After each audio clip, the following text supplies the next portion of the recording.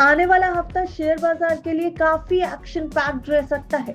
एक तरफ Nifty record high के करीब है, दूसरी तरफ डॉलर के मुकाबले रुपया इतिहास के सबसे निचले स्तर पर। ग्लोबल मार्केट्स दबाव में, बिटकॉइन फिसल रहा और अमेरिका से लेकर जापान तक आर्थिक आंकड़ों की बारिश होने वाली है। लेकिन सवाल ये कि इन सब के बीच भारतीय बाजार कैसे टिका हुआ है? क्या आने वाला हफ्ता राहत लाएगा या बाजार को और झटका देगा? तो चलिए शुरू करते हैं पूरे हफ्ते की बाजार के एनालिसिस और समझते हैं अगले हफ्ते के ट्रिगर्स को भी। इसलिए वीडियो के अंत तक हमारे साथ जरूर बने रहिएगा।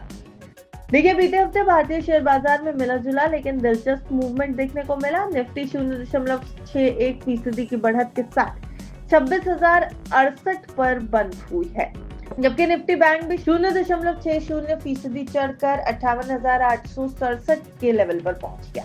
लेकिन कहानी यही खत्म नहीं होती, क्योंकि सेक्टर्स की चाल यहाँ बिल्कुल अलग तस्वीर दिखाती है। आईटी सेक्टर ने सबसे अच्छा प्रदर्शन किया और 1.61% की बढ़त के साथ टॉप पर रहा। ऑटो कंजम्पशन और प्राइवेट बैंकिंग में भी लाइट टू मॉडरेट खरीदारी दिखी। दूसरी तरफ रियल्टी, मेटल और मीडिया सेक्टर में जोरदार बिकवाली रही। रियल्टी तो सीधा 4% के आसपास फिसल गया, जबकि मेटल 3.5% और मीडिया 3.25% तक टूटते नजर आए। यानी मार्केट का मूड सेक्टर टू सेक्टर काफी बदलता नजर आया है। अब बात करते हैं इस हफ्ते के कुछ ऐसे बड़े इवेंट्स की जो बाजार के लिए काफी इंपॉर्टेंट हो सकते हैं, इसलिए मार्केट की नजर इन पर टिकी रहेगी।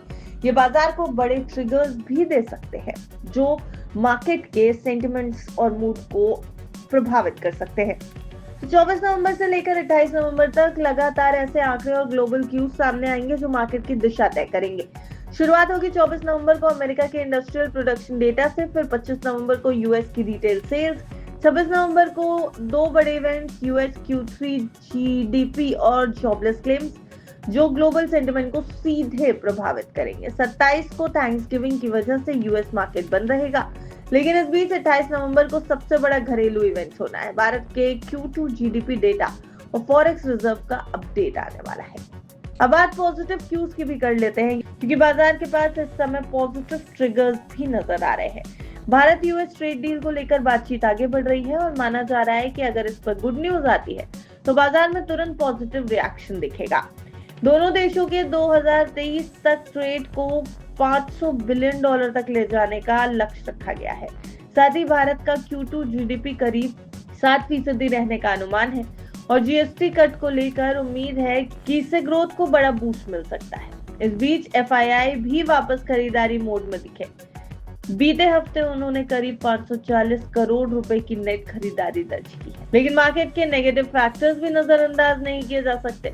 सबसे बड़ा झटका रुपए की गिरावट है, जो डॉलर के मुकाबले ऑल टाइम लो तक फिसल गया। बीते हफ्ते को रुपया 93 पैसे टूटकर 89.61 पर बंद हुआ। इंटरनेशनल मार्केट में गिरावट है। एआई शेयरों की महंगी वैल्यूएशन को लेकर चिंता है और दिसंबर में यूएस द्वारा ब्याज दरें घटाए जाने की संभावना कम होने से ग्लोबल मार्केट दबाव में रहा। अमेरिका, जापान और साउथ कोरिया के बाजार भी कमजोर बंद हुए। जापान ने अर्थव्यवस्था को संभालने के लिए $135 अरब का स्टिमुलस पैकेज पेश किया है। उधर बिटकॉइन में भी गिरावट जारी है और इसने $80,537 का दिन का लो बनाया है। इन सब ग्लोबल झटकों के बावजूद निफ्टी रिकॉर्ड स्तर के बेहद करीब है। हालांकि मिड कैप शेयरों की हालत कमजोर रही। एनएसई पर हर एक चढ़ने वाले शेयर के मुकाबले 3 गिरते दिखे।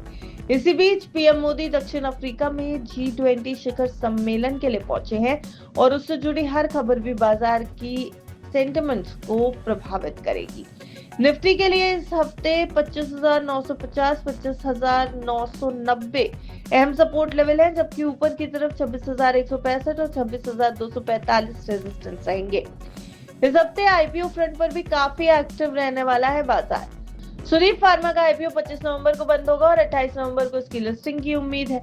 वहीं एक्सेलसॉफ्ट टेक्नोलॉजीज की लिस्टिंग 26 नवंबर को तय है।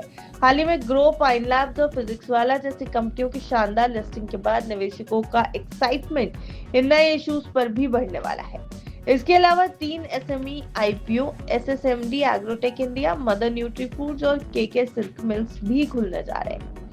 यानी कुल मिलाकर यह हफ्ता डेटा, ग्लोबल इवेंट्स और आईपीओ एक्शन से भरा हुआ होगा और मार्केट में हलचल बनी रहेगी।